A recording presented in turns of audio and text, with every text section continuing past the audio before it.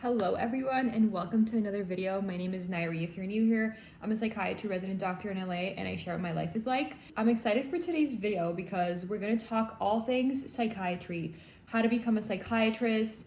I'm going to tell you guys exactly what I've done my entire journey to get to this point. What is a psychiatrist?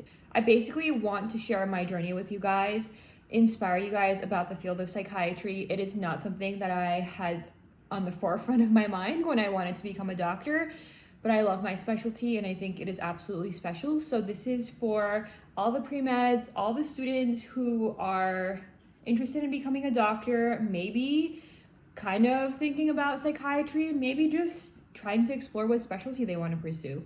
Before I talk about any of that, let's talk about what a psychiatrist is. So psychiatrists are doctors, they are MDs or DOs, meaning they have gone to medical school and completed residency training. Because psychiatrists are physicians, they are allowed to do medication prescription along with different types of therapies. Psychiatrists can work in multiple different areas, including inpatient psychiatric hospital, work in an outpatient setting like outpatient clinic or telehealth. They can work again in the hospital, but emergency department, ED psych, emergency psych. They can work in the hospital as a consult service. So when someone is admitted to the medical floor and they need a psychiatric evaluation or they need evaluation by a psychiatrist, then psychiatrists can be on a consult service.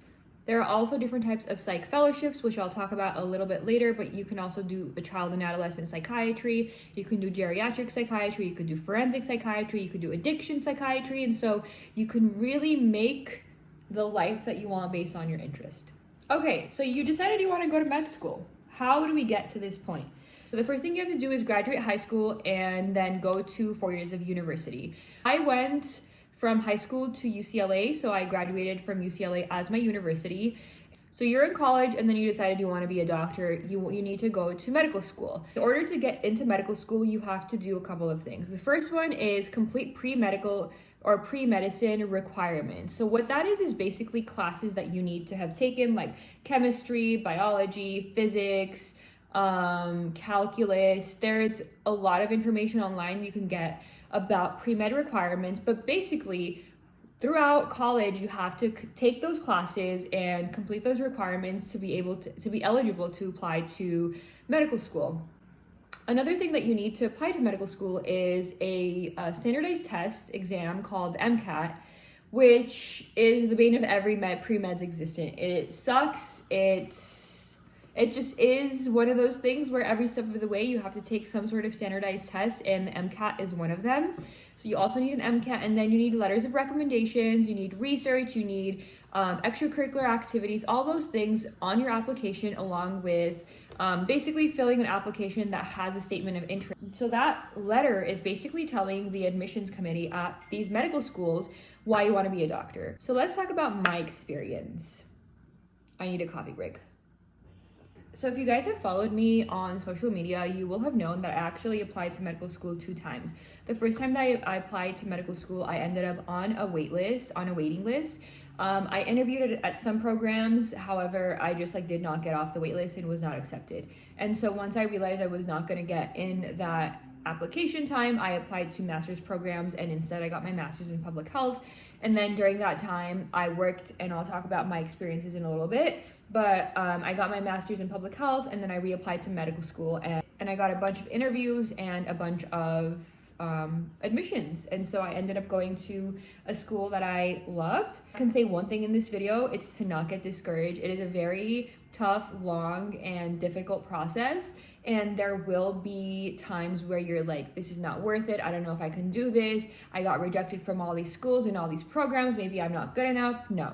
If I had given up when I got rejected my first time around or just did not get off the wait list, I would not be here right now talking to you guys and being almost done with my first year of residency as a psychiatrist.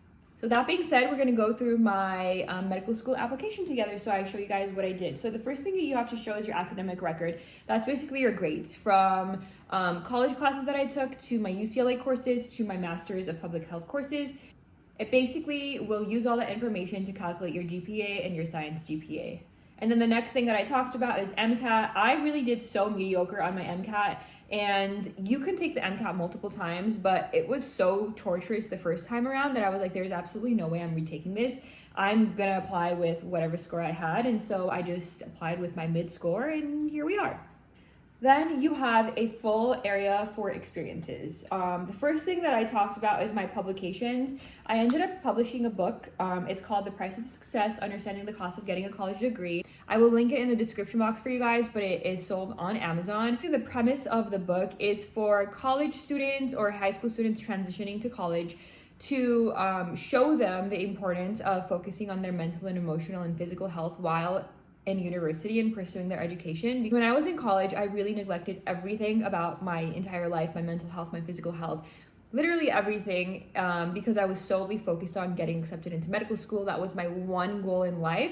And then when I applied and that didn't happen, it was really like a reality check, because I was like, well, my entire identity was based on becoming a doctor, and I'm not one. Like, I did not get accepted. In fact, I got rejected. So who am I now? Like, I spent all these years neglecting myself, my interests, myself in general. For what? For literally what? To be rejected? And so when I came to that conclusion, my life just completely turned around. I started exercising. I started focusing on my nutrition. I would hang out with my friends and family more, do things that I actually enjoyed. I really believe, because of my mindset shift, my second time around when I applied to medical schools and I interviewed, I went into those interviews confident. I went into those interviews saying, like, I'm a really good applicant and I'm going to be a really good doctor. And if I believe in myself, right? Because my first time I did not believe in myself. I was terrified. I went into all those interviews saying, oh my gosh, this is the end of my life if I don't get accepted. And naturally, if you're so anxious and so in your head and you can't even believe in yourself, how are you going to have this stranger believe in you in 30 minutes? You're not. And that's why I got rejected. And so my second time around, I really approached everything so differently. And I think that mindset shift is really what helped me get to the success that I have now. And so I wrote a book, and with that book, you basically have to talk about why that is a meaningful experience. And so I talked about how I mentored high school students, and I went to book signing events and LA Times Festival of Books, and I was in this magazine, and I did all of these things with my book so that I could try to educate and push and empower young teens in my community. The next experience was while I was getting my master's in public health. I was a public health intern at a nonprofit agency for an anti-human trafficking agency. And so I talked about my experience there, what sort of training I got on trauma-informed care, how I helped the organization, how I helped local survivors with like planning trauma-informed yoga and equine therapy and things like that. My next experience was being a scribe in the emergency department. While I was getting my master's, I also worked as a scribe. Honestly, my scribe job made me think I was going to be an ER doctor, and thankfully I'm not. But yeah, my next is basically a research poster presentation that I had. When I was at UCLA, I did research for 4 years, molecular, cellular, and developmental research. I worked with CRISPR-Cas9, if you guys know what that is, but I worked in a genetics lab because I was super interested in genetics. Still I am super interesting. So I talked about that. And then I had 2 jobs. One as a receptionist at Box and Burn, which is a boxing studio in Brentwood. Honestly, one of my favorite jobs to this day. So I put that as well because it's a paid employment experience. Even though it's non-medical, you still spend time and you can gain meaning and experience from it. And my other non-medical paid employment was at Beat Bike, a spin studio. So also on my application. I also did another type of research. It was at an ophthalmology research lab. I basically worked with a retinal surgeon, and we did some like biochemical analysis of disease markers. So I put that as well. And then I talked about being recognized at the UCLA Honor Society, being on the Dean's List. So just like any academic things that you've achieved. Then I talked about community service and volunteer and basically leadership. So I was a part of the Armenians for Health Advancement at UCLA. I talked about my involvement in the club, the things that I led and organized, and why the experience has fostered, and why the experience is meaningful to me. And then I had 2 experiences where I went internationally. The first one, I went to Armenia, and I was there for 6 weeks, where I was a summer camp counselor for multiple different regions, and I talked about my experience there. And then the second one, I went to Peru on a medical mission, and I talked about that as well. What else? Okay, I talked about Peru. I also did my first year just like some research, some community service or volunteering. The first one is was at a multiple sclerosis center. I went there a couple hours a week, so I talked about my experience there, along with my experience at the UCLA intervention program for kids with disabilities, developmental disorders. And I talked about my experience there and like seeing children progress, and my interest in adolescent and child development. And finally, my volunteering experience and being a teen empowerment director for a different organization in LA. Whew, that's a lot of things. So that is a lot of things. I feel like I had so much going on. I don't know, honestly, like in hindsight, I'm like, I don't know how I did all that stuff and still survived, but here we are. And then the next thing is my essay. I really liked my personal statement. Yeah. And then we have our letters of recommendations. I had 4 letters of recommendations, and then I applied to a bunch of programs. So that was my medical school application.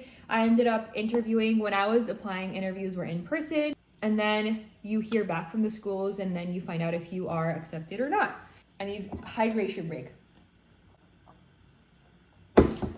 Whew, okay, so now you got accepted to medical school. Congratulations. You go to med school. How long is med school? It's 4 years. You can go to an MD or DO program. I'm not going to talk about the difference here because that will make this video way too long. But I have made videos on my TikTok about the difference between MD and DO. You can do your own research. They're both physicians. So I went to an MD program in Michigan. I love my school. Wonderful. Didn't like the state. Way too cold because I'm from Los Angeles. But love my friends. I still speak to my friends from med school, and it was a really good experience. So once you go to med school, the first 2 years, most schools are kind of organized this way, but the first 2 years of medical school is classroom learning. So that's where you learn, your genetics and your immunology, your microbiology, your cardiology. Like you basically sit in a classroom and get lectured, or do things like that in a classroom setting. And then your 3rd and 4th year of medical school is clinical work. And so what that means is you literally go to the hospital and you do rotations in different specialties. So you'll do like 8 weeks in surgery, 4 weeks in neurology, 4 weeks in psychiatry, and you basically follow a resident doctor and get experience in that specialty. And during those rotations, you are not only working, but you're also, after every rotation, you take a shelf exam so that you're evaluated by how much you've learned during that rotation. When I went to med school, I thought I was going to be ER doctor, and then I did my psychiatry rotation, and I fell in love with the field for multiple reasons. One, I just love the pathology. I feel like if you're a doctor, you have to participate in lifelong learning, right? Like constantly reading about things and learning about things. And if there's one thing I can keep reading about and learning about, it's psych pathology. The second one is like, I really value making a connection with people, like listening to them, talking to them, getting to know them more, getting to know them actually, and not just their illness and why they're presented to the hospital. And a lot of people hate psychiatry because you just have to listen to people. Like you have to have long conversations with people, but I love that because I get to know them, and everyone is so complex and you have no idea what people are actually going through. And so I just feel like psychiatry brings not only a science, but an art. And it's a really hard specialty because of that. Like it's a combination of science and art. Such a high growing field. Mental health is gaining a lot more appreciation and understanding and value and importance. And I want to be a part of that growth. And there's also so much we don't know about psych, like so much we know, but also so much we're still learning. And because of that, the field is continuously evolving. And so I decided to be a psychiatrist. how do you apply to residency? By the end of your third year of medical school, you have to know what kind of doctor you want to be, because what you have to do is basically the entire process that I talked about, you do it all over again for residency programs. So you need to talk about your personal statement about why you want to choose that specialty. Then you have to talk about your extracurriculars, your research, your letters of recommendation, and then you apply. So I had my full residency application ready. I applied to residency programs, and it's the same thing really. Like it's an application process, and then they interview you if they are interested in you. If not, then they just don't interview you. And then in March, every year of March is match day. I have so many videos about match day on TikTok and on YouTube. I'll link it down below. I've made a YouTube video about what match day is, but basically you find out if you matched into a program, and if so, you find out where. And so that is how you become a psychiatrist. So let's talk about kind of gearing your application towards psychiatry. Like I told you guys, I didn't really know I wanted to be a psychiatrist until I was the third year in med school and did my psych rotations. And so how do you prepare your application for psychiatry? I feel like I got lucky in that, in hindsight, when you look at so many of the things that I've done on my applications, so many of them were mental health related. I wrote a full-on book about mental health without realizing I was going to be a psychiatrist. And so I had a lot to kind of gear my application towards psychiatry. And then when I was in medical school, I, again, hadn't decided on psychiatry yet, but I did research on patients with diabetes and eating disorders. And again, mental health related. So it kind of coincidentally worked out. So maybe if that might happen to you, but if last minute you kind of didn't realize you wanted to do psychiatry and then you change your mind and you do, one, you could do things to kind of show your interest in psych, but also you can gear your experiences that you've already done and kind of in your explanation tailor it to psychiatry. So it really doesn't just depend on what you've done, but how you explain the significance of what you've done. So I was a scribe in the ED. Great. That experience you could talk about in so many different specialties. You could say why your experience in ED made you want to be an ED doctor, but you can also say your experience in ED made you want to be a psychiatrist, because ED doctors in the emergency department see so many psych patients, so many acutely sick patients, and so you could just kind of gear your explanation towards the specialty that you ended up deciding. So yeah, if you want to be a psychiatrist, you have to graduate high school, go to 4 years of medical school, and psychiatry residency is 4 years long, 4 short years long. And then once you graduate residency, you can, be an individually functioning doctor. You're no longer working under supervision. And then if you also want to subspecialize in a different field of psychiatry, you can do the specialties that I talked about earlier, like child and adolescent, forensic. Consult liaison is actually a fellowship. Addiction psychiatry is also a fellowship. I think those are the major ones. Oh, and geriatric psych is also a fellowship. So those are mostly 1 to 2 years of extra fellowship, which is basically extra training. So yeah, that is my explanation of how to become a psychiatrist from a psychiatry resident doctor. If you guys have any questions, please comment below. Don't forget to subscribe. I post videos here every week, and don't forget to follow me on socials, Instagram, TikTok. I post there every single day. I post a lot of explanations and more information on those channels as well. Don't forget to take care of yourself. You matter just the way you are, and I'll see you again very soon in another video. Good luck, you guys.